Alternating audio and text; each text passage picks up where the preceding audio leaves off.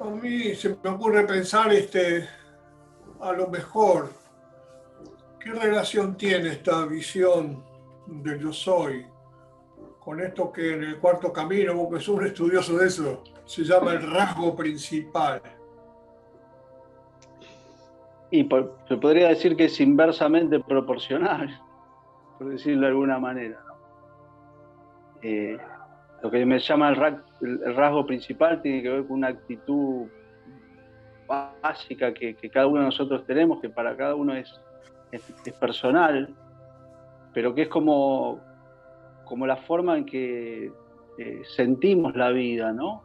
Muy profundamente. Esa cosa que está ahí en el fondo, que no la podemos ver, pero que nos condiciona la manera en que nosotros, es una actitud profunda que nos condiciona la manera en que tomamos la vida, ¿no? Algo profundamente emocional y que nos arraiga la materialidad, digamos, y por tanto nos condiciona la posibilidad de experimentar, de tener esta experiencia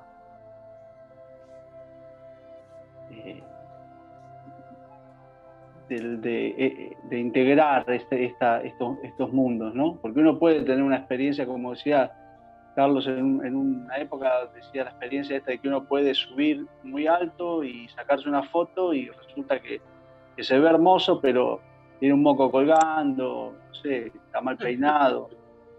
Y sí, después uno cree que es Brad Pitt, ¿no? Pero resulta que cuando baja,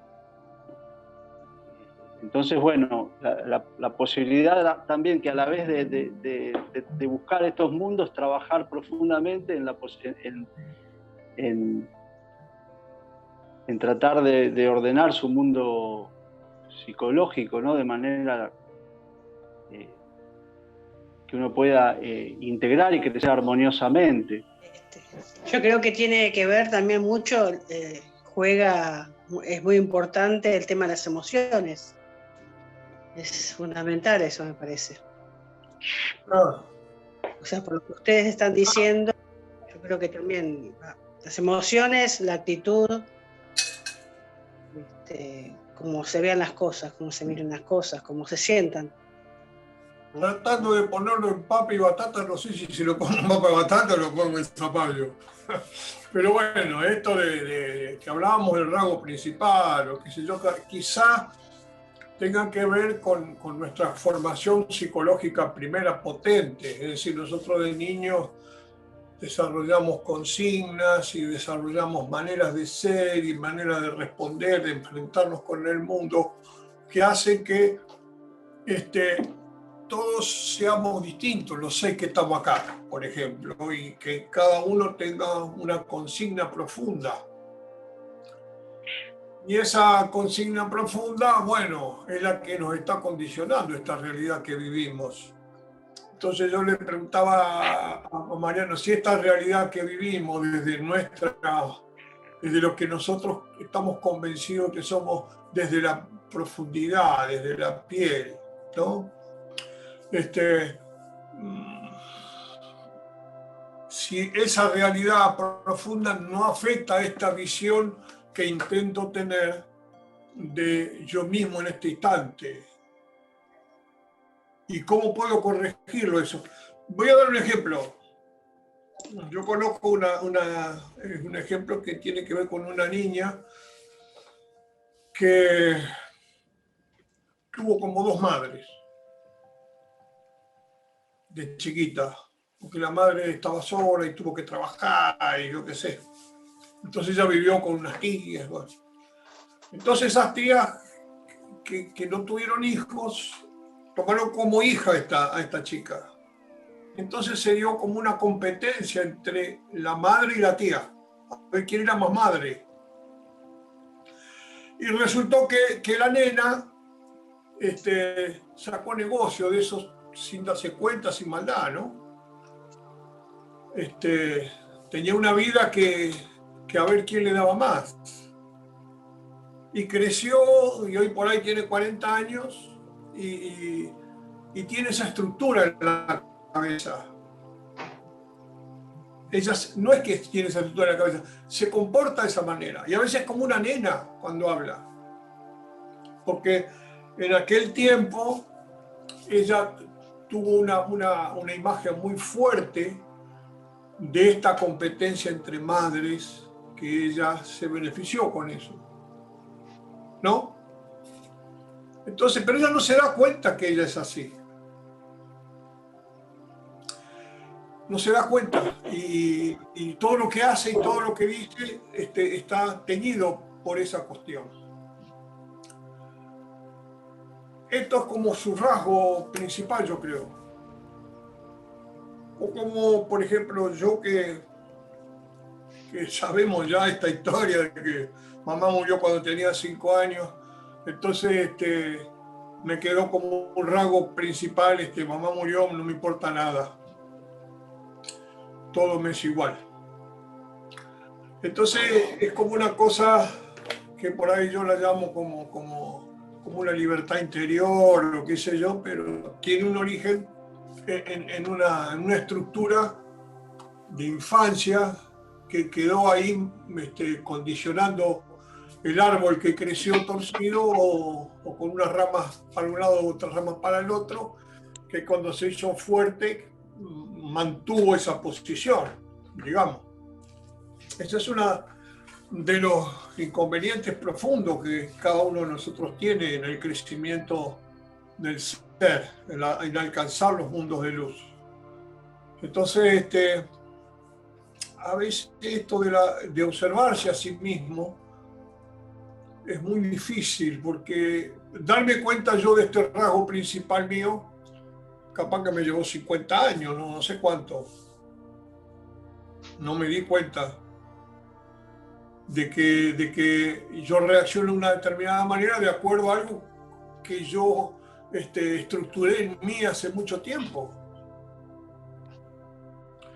Y cada uno de nosotros, más o menos, manejamos cosas que bueno, que están muy enterradas en nosotros, como el caso del libro La mariposa negra, de Richard Moss, que cuenta que él hace biodanza, ¿no? Y resulta que la biodanza eran 5 personas, una cosa que él armó así, que norte, sur, este, oeste, y cada una tenía una función, y la del medio bailaba, y entonces yo era como el padre, y después del otro lado estaba la madre, todo ficticio, pero ella iba reaccionando con cada uno de los personajes.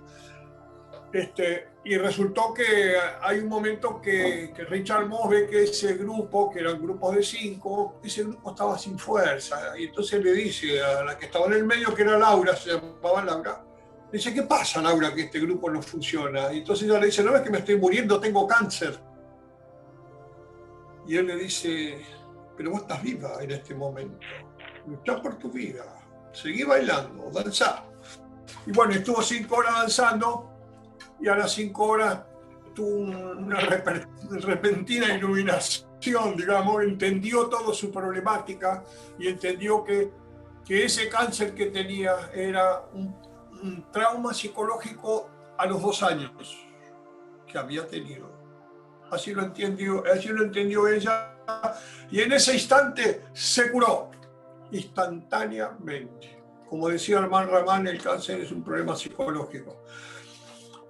Bueno, pero digamos que ella arrastraba ese rasgo principal que la llevaba a todas estas cosas que le pasaron. Pero hasta que no lo pudo vivenciar, no lo superó. Y eso está en el libro La mariposa negra de Richard Moss, que lo pueden buscar. Muy interesante, es un ejemplo, uno de los tantos ejemplos que muestra la importancia de qué tenemos que mirar en nosotros.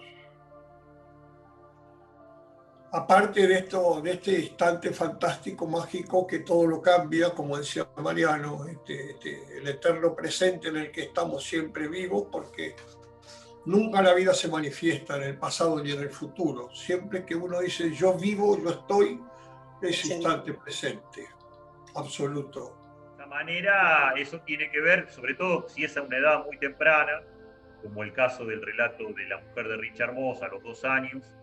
Ella entendió que descubre que a los 2 años había tenido una vivencia, que a lo mejor podía ser algo como esto, más grueso, más grave, que la condicionó y determina en ella una forma de responder a la vida, de actuar en la vida, que es lo que hablaban Carlitos y Mariano, esta cuestión del cuarto camino que habla del rasgo principal, que es ese condicionamiento que, como decía Carlitos, nos estructura en un diálogo con la vida, en un ida y vuelta, pero que se nos vuelve en contra, en el sentido de que nos limita, como decía Carlitos, para el contacto con estos mundos superiores, estos mundos de luz, estos dimensiones que están en nosotros, estos distintos estados de conciencia superiores, como dice el por ejemplo, que están al alcance de nuestras manos, en la yema de nuestros dedos, pero a los que no podemos acceder conscientemente, realmente contactarnos con ellos, como una gimnasia, porque tenemos estas trabas, estos frenos.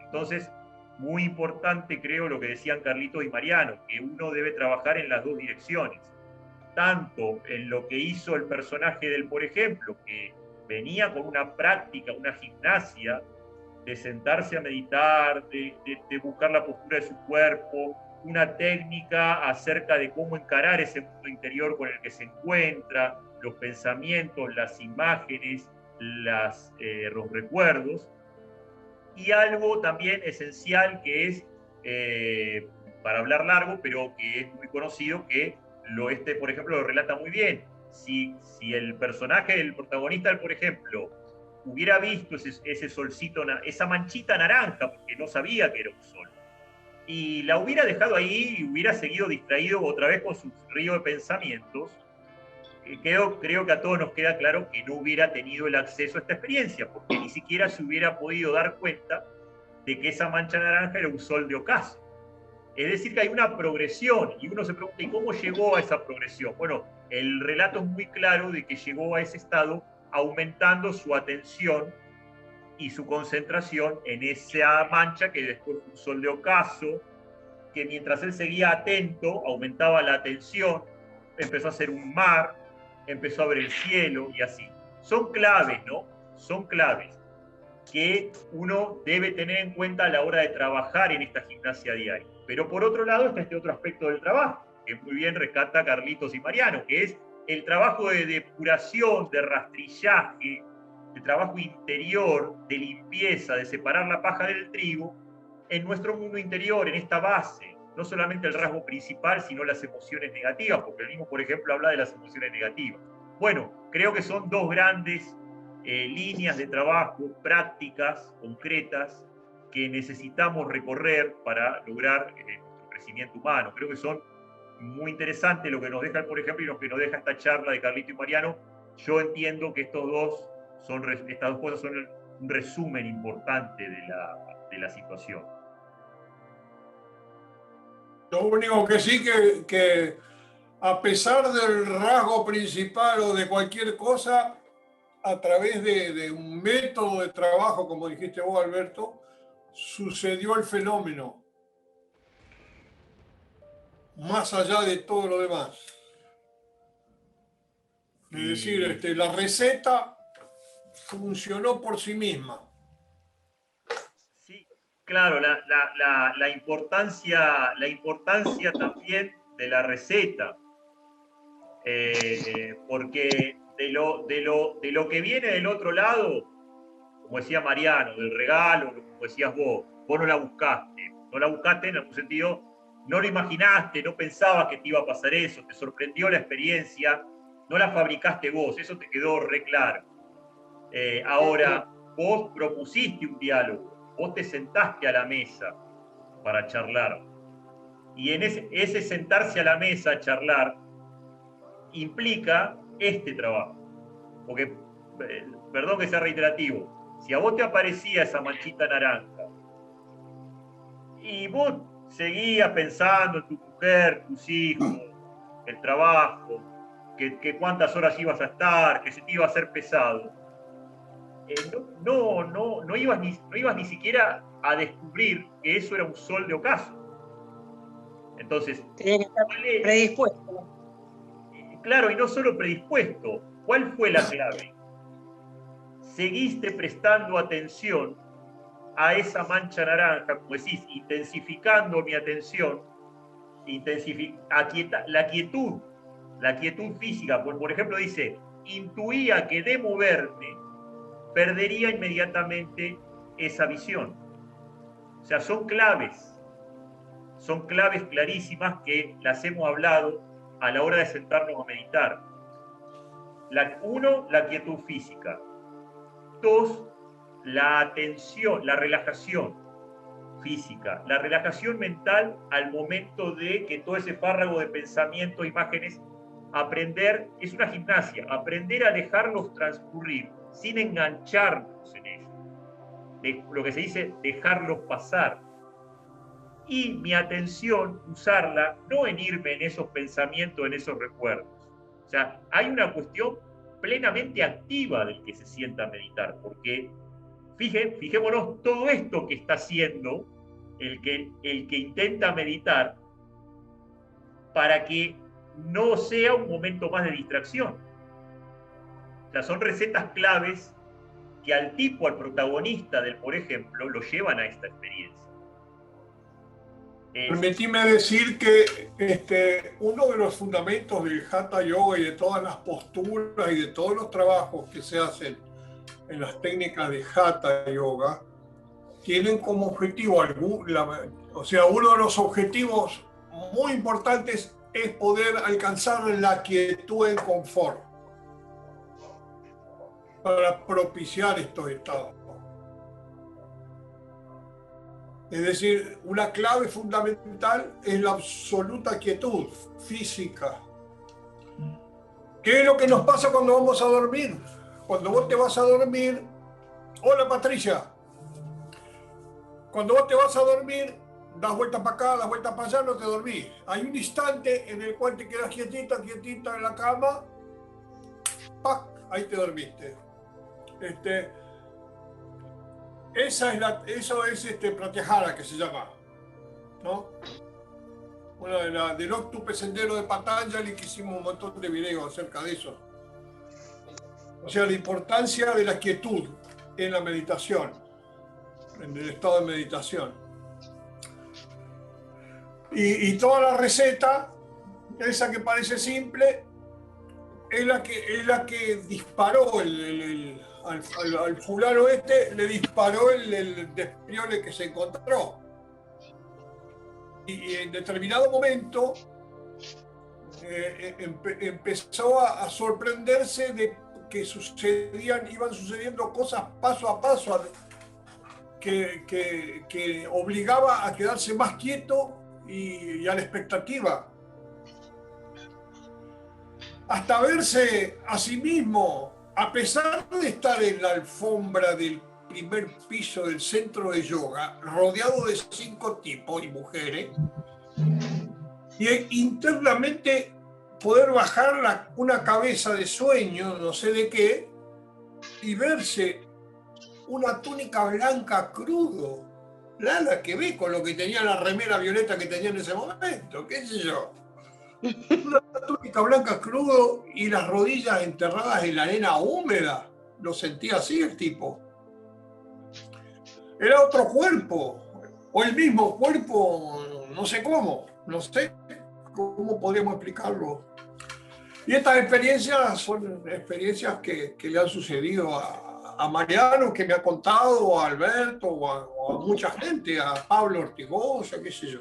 Un montón que tienen estas experiencias. Pero lo importante es entender que es un patrimonio de todos nosotros y que el asunto es la receta. La receta, es decir, sentarnos formalmente a meditar, aunque sea 5 minutos, y allí quedarnos quietos, expectantes, con todo esto que decía Alberto acerca del método. Por eso tenemos al alcance de nuestras manos recetas que tienen miles de años, que provienen, como decía Carlitos, desde los orígenes del yoga, dadas directamente por los que llamaban los rishis, ¿no? Los sabios de la antigüedad, recetas que llegaron hasta el día de hoy, de esta cuestión del octuple sendero, de la quietud del cuerpo, lo que se llama pratyahara, que mencionaba Carlitos, que es lo que le pasa al protagonista del relato. Que le pasa, pero que a la vez, uno dice pratyahara, se refiere a, dice la definición clásica, retirar, invertir la dirección de la energía de nuestros sentidos físicos, en vez de estar volcados hacia afuera, que vayan hacia nuestro interior. Si bien eso es cierto, aparece una cuestión muy a tener en cuenta, que es lo que le pasa al protagonista del relato, porque claramente este hombre, a mí me queda claro que fue progresando en ese estado de pratyahara, el protagonista, por ejemplo, a raíz de esta quietud física, a raíz de esta relajación, a raíz de este estado de atención y concentración que enfocaba en su entrecejo de manera cada vez más creciente. Cada vez eran menos las distracciones, cada vez era mayor su enfoque en lo que contemplaba. Y eso es la clave de pratyahara. Pero la cuestión esta es importante. Parece ser que pratyahara no implica olvidarse de dónde está uno ni del entorno.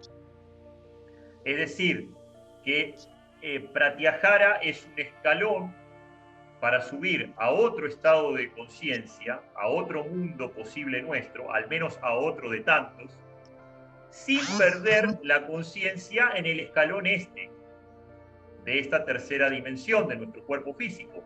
Porque lo maravilloso es que el protagonista de nuestra historia de hoy estaba plenamente consciente de que estaba sentado con su cuerpo físico quieto, nunca perdió la conciencia de su cuerpo, nunca perdió la conciencia de que estaba rodeado por su grupo de amigos de meditación, de que estaba en ese salón de la calle Lavalle de Quilmes, consciente de las dimensiones, de las ventanas, de la luz, de que estaba ahí, de la alfombra que sentía. Es decir, este ejemplo creo que nos plantea lo que se habla cuando las palabras pone más en claro lo que a veces decimos cuando decimos crecer en conciencia. Crecer en conciencia es sumar, no es pasar a otro estado de conciencia y perder el que tengo, es sumar. Entonces, mi estado de conciencia se expande, cuando dice expansión de conciencia. ¿Por qué? Porque no pierdo la que tengo, la acreciento y la expando. Entonces, tengo la posibilidad de seguir siendo consciente de mi estado de vigilia pero sumo nuevos mundos, nuevas realidades, nuevas perspectivas, es decir, amplío mi mundo, amplío mi conciencia, amplío mi ser. No me queda duda de que para el protagonista de nuestra historia de hoy, esa tarde, esa experiencia, cuando él despierta, después de que Yogananda le dice, mejores que yo tienes para hacer, que estrepitosamente sale de la experiencia, pero su visión de la realidad, claramente, sospecho, no volvió a ser la misma que un rato antes cuando se sentó. Su visión de la vida, de la realidad, de él mismo, de sus posibilidades, cambió totalmente. Porque cuando uno sale, me pasó a mí, cuando ese protagonista salió de tamaña experiencia, tu vida ya no es la misma, vos no sos el mismo. Porque cuando volvés a abrir los ojos después de ese rato, de lo que te pasó, nadie va a quitarte a vos eso que viviste. Y vos sabés que eso es posible. Y vos sabés que eso está al alcance, como dice, de las manos, de tu mano, de tu yema, de tu dedo a cada instante. Y que vaya a saber qué más le queda por descubrir. Ahora, a mí también se me ocurre la pregunta. Perdón por filosofar y especular, pero creo que es interesante. Esa experiencia a la que él accede comienza cuando él se sienta y va creciendo y entra en pratyahara y aumenta su conciencia y entra, o eso ya existía y lo que él hace en ese momento es descubrirlo. Es decir, ¿por qué se me ocurre esta pregunta? Vamos a ponerlo más historia florida, historia de cuentito de chico. Yogananda tal vez no lo estaba esperando a él sentado en ese monolito, a que él se diera cuenta de que lo tenía al lado a Yogananda. Lo que le pasó al protagonista de la historia, se me ocurre preguntar, ¿no será que él ya estaba hace rato junto a su amigo Fernando y a Yogananda en ese mundo? Y lo que le pasa en ese momento desde esta tercera dimensión es visto como que accede, pero en realidad no será nomás que se dio cuenta de que esa película era paralela a esta otra película. Y esto nos llevaría a la pregunta: si ese mundo existe y está ocurriendo simultáneo a este, ¿será el único o habrá muchos más? Es decir, esto creo que nos permite reflexionar de esta otra cosa que hablamos tanto y decimos muchas veces, pero por ahí sin tomar demasiada conciencia. Por eso creo que el ejemplo de hoy es tremendo en importancia para llevarlo a algo real, concreto, tangible, posible para cada uno, como decía Carlito, ya mismo, para cada uno de nosotros, esta noche, ya mismo, en vez de ver Netflix, me siento a meditar. ¿Qué quiere decir? Perdón por la apurada. Quiere decir que cuando uno habla de nuestras mentes posibles, de nuestros estados de conciencia posibles, de nuestras dimensiones posibles, no estaremos diciendo que estamos viviendo muchas vidas al mismo tiempo en distintos mundos y que lo que nos falta de a poquito, gradualmente, de a poco, es irnos dando cuenta de que estamos viviendo simultáneamente todas esas vidas, todos esos mundos con tanta gente alrededor nuestro. Lógicamente no es lo mismo la vida esta que la vida en esa playa mágica donde estaba Yogananda y ese otro muchacho amigo de Carlito. Así mismo, esos otros mundos posibles, se me ocurre sospechar, cada uno tiene sus posibilidades, ¿no?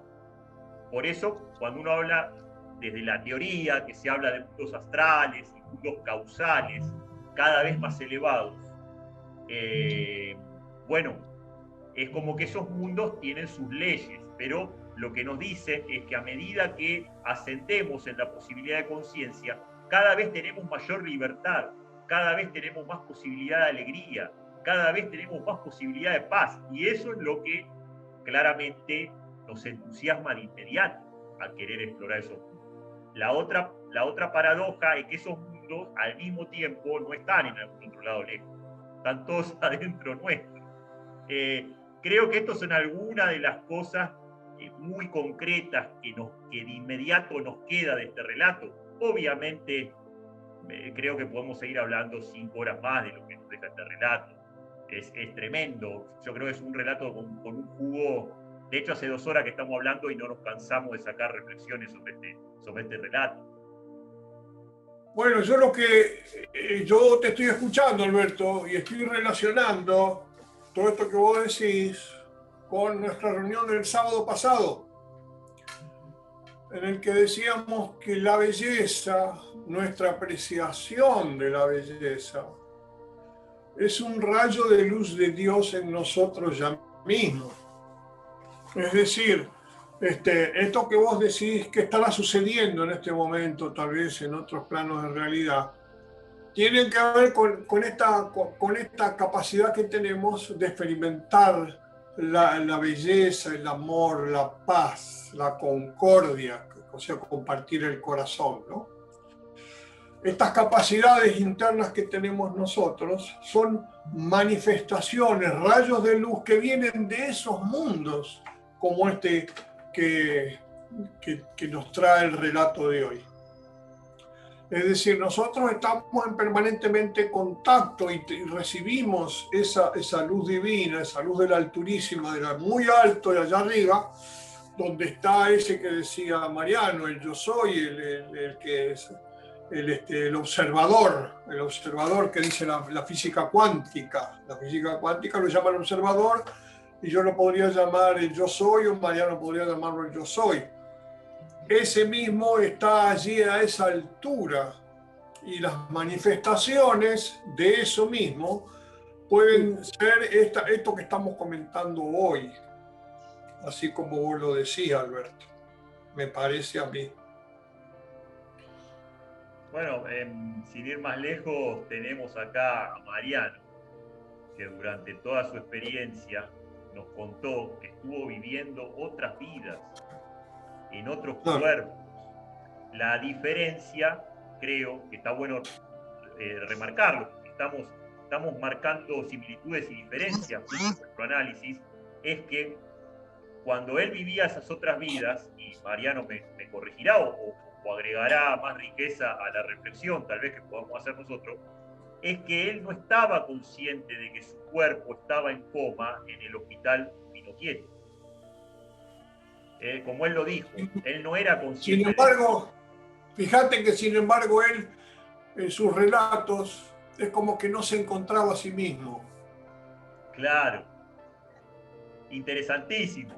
Muy interesante. Muy interesante, porque el tipo del relato de hoy era plenamente consciente de que su cuerpo estaba sentado en esa alfombra, en ese local de Quilmes, con esa gente. Nunca perdió la conciencia de eso. Ahora, hay otra posibilidad en donde, como le pasó a Mariano, nuestro ser, nuestra conciencia puede estar enfocada en otros planos de realidad completamente distintos. Inclusive, Mariano hablaba de un piloto de aviación nazi. Quizás hasta estamos hablando de tiempos distintos, de líneas de tiempo distintas, o de viajar al pasado o al futuro, vaya uno a saber. Pero la particularidad central, creo que en lo que tiene que ver con nuestro análisis de hoy, es que Mariano no era consciente de su cuerpo en la cama, de ese hospital que estaba en coma, ¿no? Él había perdido la referencia, entonces como él dice, no encontraba mi cuerpo, o sea, era como, decía Mariano, era como pasar de un sueño a otro, un sueño lúcido, vívido, donde recordaba todo, pero no era como que no podía despertar, por eso pasaba de un sueño a otro, porque un sueño terminaba y empezaba otro. Contarle una pequeña experiencia de los 18 años, en que doné sangre para mi abuelo en el Hospital Italiano de La Plata.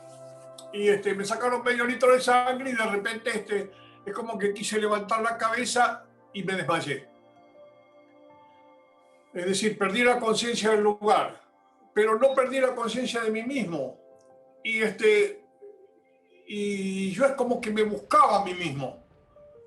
Y entonces es como que viajaba de alguna manera a la casa de mi tía, por ejemplo, y los veía que estaban todos sentaditos, charlando, y yo me daba cuenta que yo no estaba ahí. Y iba a otro lugar, y otra vez me pasaba lo mismo. No me encontraba, no sabía dónde estaba, no sabía dónde yo mismo estaba. Y viajaba de un lugar a otro buscándome. Hasta que de repente es como que a la conciencia me vino el Hospital Italiano y me vino el tema y ahí fue cuando desperté y me encontré que estaba en una camilla con 5 personas agarrándome de los brazos, una gorda sentada encima mío apantallándome y yo qué sé. Pero y yo diciendo, ¿dónde estoy? ¿Dónde estoy? Yo decía, ¿dónde estoy? Te lo juro, ¿dónde estoy? Bueno, quiere decir que compulsivamente salí de mi cuerpo en ese momento y me perdí a mí mismo, ¿no? Que traigo esto a relato porque tiene que ver con esto que decía Mariano, que él mismo no se encontraba a sí mismo durante, claro, mucho, nada que ver, vaya a saber cuánto tiempo estuvo buscándose a sí mismo. Sí. Pero tiene que ver en el sentido de lo que nos puede pasar con nuestro cuerpo astral, con nuestro cuerpo interior, con nuestro cuerpo de luz. Y otra cosita que ya la comentamos muchas veces respecto de esto, es que tanto en tu accidente, Carlitos, cuando a vos te pasa esto que te sacan sangre, tanto en lo de Mariano con su accidente, el fallo cardíaco que lo llevó a esta experiencia, son accidentes. no son experiencias buscadas, no hay una preparación, no hay una gimnasia, es un accidente. O sea, te tropezás con una piedra y te caes. Por eso no hay una conciencia, no hay un estado equilibrado del ser que está bien parado sobre una base, y una vez que está bien parado sobre una base, empieza a subir la escalerita de a poquito. En estas experiencias, como la de Mariano, la tuya, que son accidentes, uno es proyectado compulsivamente, es expulsado de esa experiencia y le toca vivirla como puede. Tropieza, se da porrazo y si puede vuelve, o te ayudan a volver. Pero sin llegar a ser tan traumático, lo mismo nos pasa cuando soñamos todas las noches. Nosotros no tenemos control de nuestros sueños habitualmente. Nos acostamos a dormir con la particularidad que decía Carlitos. ¿Qué particularidad en esto de buscar similitudes y diferencias? Necesitamos que nuestro cuerpo esté plenamente quieto para acceder al estado de sueño. Pero lógicamente... Se dice que nosotros somos yogi cuando dormimos. Así dicen, que todos somos yogi, nada más que, bueno, de manera inconsciente, que ocurre solito, pero lo mismo nos pasa al soñar, o sea, perdemos plena conciencia de que el cuerpo está en la cama y somos proyectados a un sinfín de sueños, vivencias de todo tipo, algunas más reales, otras menos reales, algunas más culposas, otras más pacíficas, pero sobre las que no tenemos control habitualmente.